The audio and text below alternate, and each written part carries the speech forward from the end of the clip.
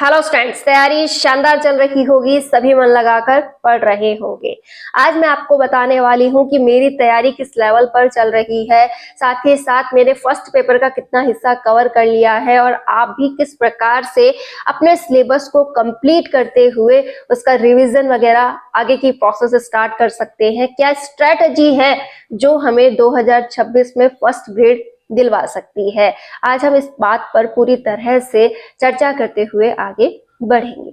आप सभी ने आरपीएससी फर्स्ट ग्रेड का रिजल्ट अच्छे से देखा है, समझा है, तो हमें एक बात तो क्लियर समझ में आ गई है कि जो फर्स्ट पेपर है वो यहाँ पर अहम रोल निभाएगा।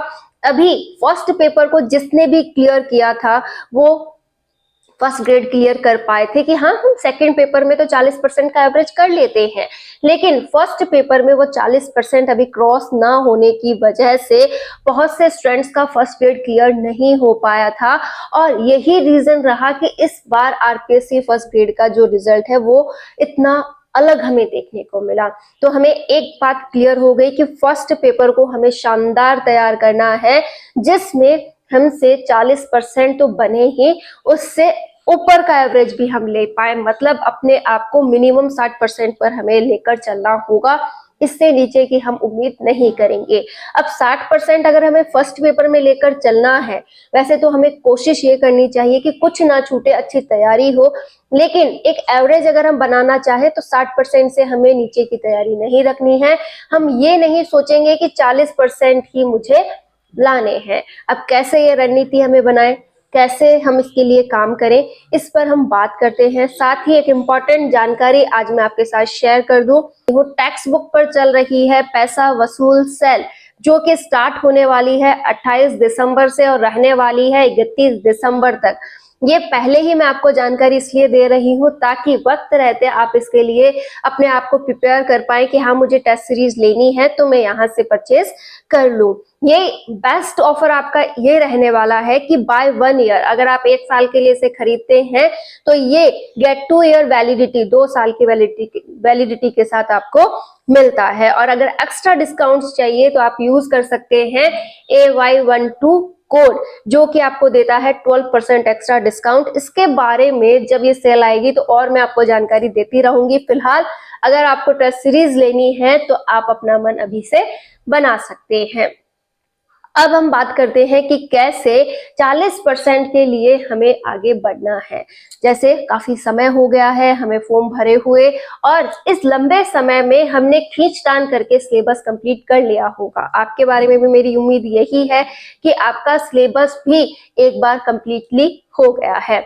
मैं अपनी बताऊं तो मैंने एक बार फर्स्ट पेपर का सिलेबस बहुत अच्छे से समझते हुए कर लिया है, और अब मैं स्टार्ट करने वाली हूं फर्स्ट पेपर का रिवीजन, कि फर्स्ट पेपर का पॉइंट टू पॉइंट रिवीजन करते हुए मुझे भी टेस्ट देने हैं। और टेस्ट के लिए मैं कौन सी टेस्ट सीरीज परचेज कर रही हूँ, कहाँ से मॉडल पेपर से टेस्ट दे रही हूँ, वो एक अलग वीडियो में आपको शेयर कर दूंगी, जिससे कि आप अपनी खुद की रणनीति भी तय कर सकते हैं कि आपको आगे क्या करना चाहिए। अभी फिलहाल आप एक बात और यहाँ पर ध्यान में रखें कि अगर सिलेबस को हम एक बार करेंगे तभी हम ये सुनिश्चित कर सकते हैं कि कहाँ कमी है, कहाँ पे हमें इम्प्रूवमेंट करना है और कहाँ पर चेंज करते हुए हमें आगे बढ़ना है। अगर आप यही सोचते रहेंगे कि एग्जाम तक बस एक बार सिलेबस करना है तो हम बहुत पीछे रह जाएंगे, क्योंकि सिलेबस ही वो पॉइंट है जिस पर हमारी पकड़ होनी जरूरी है। तो प्लीज आपसे रिक्वेस्ट है कि एक बार अपने सिलेबस को जल्द से जल्द कंप्लीट कीजिए। अगर अभी भी नहीं हुआ है तो आपको मैथ, रीजनिंग, इंग्लिश, साइंस, जो भी पोर्शन अभी तक नहीं हुआ है उसे आपको अब कंप्लीट कर देना चाहिए।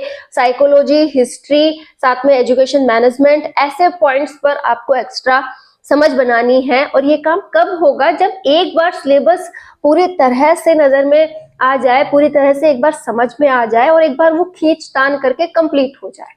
उसके बाद जब आप उसका प्रॉपरली रिवीजन स्टार्ट करेंगे तभी हम उसकी एनालिसिस कर सकते हैं कि कहाँ पर कमी है, कहाँ पर इसकी कमी को दूर करना है। तो प्लीज अब आपको एक लास्ट मौका ये है कि आप जल्द से जल्द सिलेबस कंप्लीट करें ताकि उसका रिवीजन स्टार्ट हो। कम से कम एग्जाम से पहले हमें 2 रिवीजन तो लगाने ही होंगे। कम से कम कई टेस्ट हमें यहाँ देने होंगे ताकि हम अपनी एनालिसिस कर सके और जो गलती इस बार फर्स्ट पेपर को लेकर हुई थी वो फिर से ना हो। तो आप भी अपने सिलेबस को खींचे और कमेंट जरूर कर दें कि आपका सिलेबस कितना हो गया है। हम यहाँ साथ में तैयारी करते हैं, अपने जो भी प्रॉब्लम्स हैं वो शेयर करते हैं और सिलेबस को कंप्लीट करने की बात जो मैंने आपसे कही है उसमें ओवरऑल सब्जेक्ट्स आते हैं। बस एक करंट अफेयर जो है उसको मैंने अभी तक कंप्लीट नहीं किया है, वो भी बहुत सरसरा सा मैंने एक आध बार मूमल्स वगैरह में थोड़ा बहुत देखा है।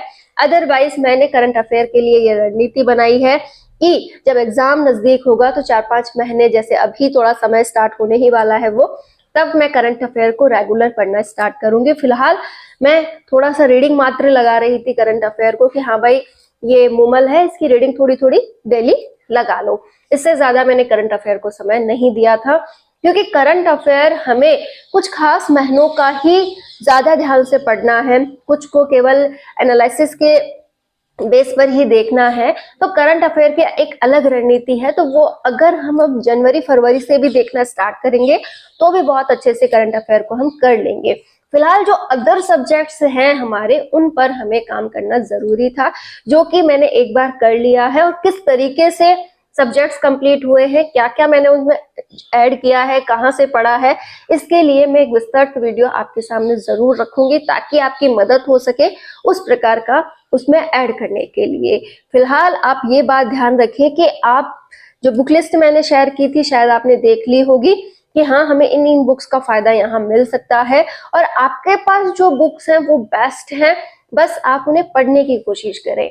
गलती हम यही कर रहे हैं कि हम रूपरेखा बहुत सी बनाते हैं, पूरे दिन का शेड्यूल भी बनाते हैं, लेकिन वो पूरा नहीं कर पाते हैं, अपने टारगेट्स पूरे नहीं कर पाते हैं।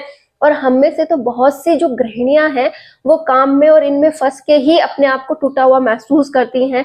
देखिए सपने हमारे हैं, टूटने से तो हमें कुछ नहीं मिलने वाला, लेकिन आगे बढ़ने से हम बहुत कुछ कर लेंगे। जैसे मैंने भी अपनी लाइफ को मैनेज किया है, हर बिंदु में आपके साथ शेयर करती हूँ और कैसे भी करके हमें सपने जो हमने देखे हैं उनके लिए काम तो करना पड़ेगा। और उसमें सबसे बड़ा जो आपके लिए पॉइंट है वो ये है कि जब भी हम फ्री हों तो उसमें केवल पढ़ने के ऊपर ही विचार करें, हम हमारे फोन वगैरह को लेकर ना बैठें। इसके लिए आप कुछ दिनों के लिए फोन से प्लीज दूरी बना लें।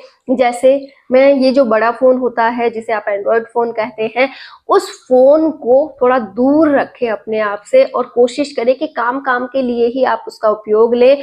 हो सके तो इस तरीके के छोटे फोन आप यूज कर सकते हैं, जो पहले के टाइम के हमारे नोकिया वगैरह के जो फोन होते हैं। इनसे क्या है, समय दिख जाता है, अलार्म का जो हमारा काम है वो भी ये कर देते हैं और किसी भी प्रकार का डिस्टरबेंस नहीं है।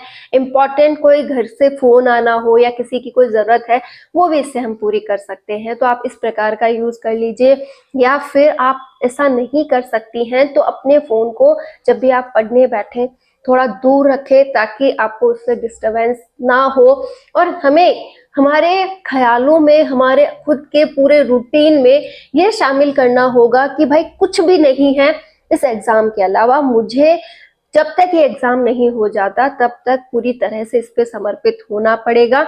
हमारे जो पर्सनल लाइफ है वो तो हमें करनी ही है, घर के काम हो गए, बच्चों का हो गया, खुद का हो गया, वो सब कुछ तो हम मैनेज करें ही, फिर भी माइंडसेट जो हमारा रहे उसमें पूरी तरह से पढ़ाई के अलावा कुछ नहीं होना चाहिए। और जब हमारी मानसिकता इस प्रकार से रहेगी, हम पूरी तरह से पढ़ाई में समर्पित रहेंगे, तब जाकर ही हम बहुत अच्छा कर सकते हैं। तो आपसे रिक्वेस्ट है कि आप बहुत अच्छा पढ़ें, अपने आप को सोशल मीडिया से दूर रखें, ऐसी बातों से दूर रखें जो आपको डिस्टर्ब करती हो, थोड़ा सा दुनिया से कटने की कोशिश करें, अपने आप को सुबह से लेकर शाम तक अपने जो भी काम है वो कंप्लीट करते हुए टोटली पढ़ाई में व्यस्त रखें और जितना हो सके अपने आप को मोटिवेट रखें कि हाँ होगा, जरूर होगा और जितना मैं कर रही हूँ वो बहुत अच्छा है। अपने आप को कभी कम ना आके और जो भी आप करें उसमें हर दिन इम्प्रूव करने की कोशिश करें कि भाई आज मैंने जो किया है वो कल इससे बेटर होना चाहिए, कि आज जो मैं पढ़ूं उससे कल ज्यादा ही पढ़ूं और अच्छा ही पढ़ूं, और जो पढ़ूं उसे वक्त वक्त पर रिवाइज जरूर करती रहूं। और हमें हमारा सिलेबस बहुत जल्दी कंप्लीट करना होगा। मैंने अपना सेकंड पेपर का भी कर लिया है और फर्स्ट पेपर का भी, तो एक एक बार अच्छे से सिलेबस कंप्लीट होने के बाद हम क्या कर रहे हैं, अब रिवीजन की ओर बढ़ रहे हैं। रिवीजन जो हमारा है उसमें हमें हर एक बिंदु पर फिर से काम करना है, साथ ही साथ उसके टेस्ट और प्रैक्टिस हमें रेगुलर करती रहनी है, जिससे कि क्या होगा, हमें कमियां पता चलेंगी कि टॉपिक तो हमने पढ़ा था फिर भी क्वेश्चन सॉल्व नहीं हो रहे हैं, तो इनको कैसे सॉल्व करें। इसके लिए आप पुराने पेपर जरूर सॉल्व करें, साथ ही साथ मॉडल पेपर्स आप खरीद सकते हैं तो वो खरीदें। टेस्ट सीरीज आपको जिस किसी की लेनी है आप वो ले, और अपने आप को रेगुलर एक टाइमिंग में रखते हुए आपको सारे काम करने हैं।